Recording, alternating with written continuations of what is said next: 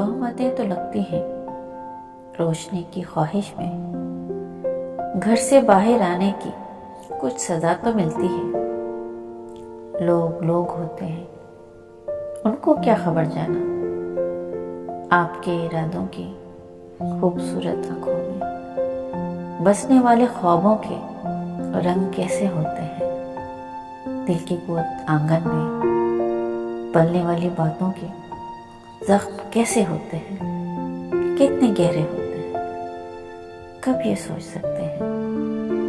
ऐसी बेगुनाह आंखें घर के कोने खुदरों में छुप के कितना रोती हैं, फिर भी एक कहानी से, अपनी कजबियानी से, इस कदर रवानी से दास्तां सुनाते हैं। और यकीन की आंखें सच के गमज़दा दिल से लग के रोने लगती हैं।